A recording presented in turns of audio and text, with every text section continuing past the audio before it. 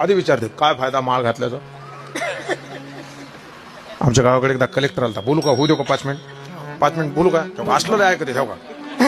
Collector आला म्हणला मित्रांनो, पंधोनो भगिनीनो आणि वाया गेलेल्या नो,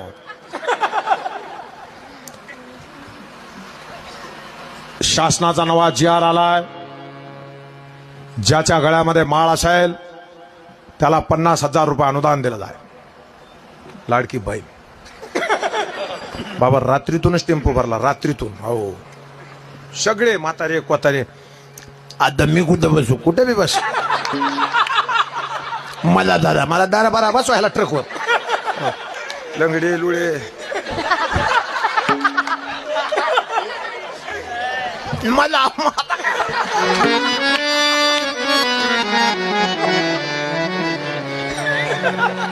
महाराज हे सगळे ट्रकवर बसून नेले पंढरपूरला. 5-5 हजार रुपये गुंतवले एकेकाने.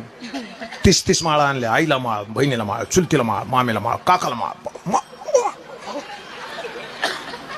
आणि असेच बसले. दुसऱ्या दिवशी कलेक्टर आला. मित्रांनो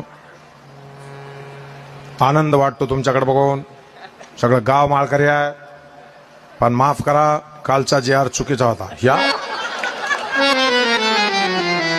बाबा बाबा ते म्हातारे ना लक्ष्मण बाबा, ते म्हातारा ह्याच्यामुळं म्हणलो ह्याच्या नादी लागू नका. दादा त्याचा दमाच वाढला खटक्याला. 5,000 गेले.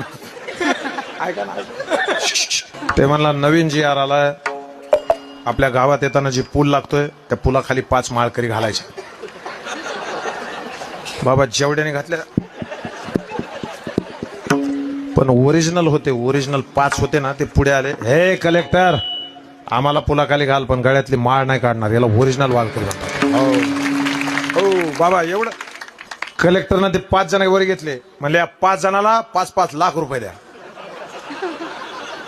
ते म्हातार काय म्हणे, आपली कुठे पापे बघ, त्याची गाड बांध पापी, लवकर घाल. अरे मिसळीच्या अवलादीसाठी परमार्थ नाही.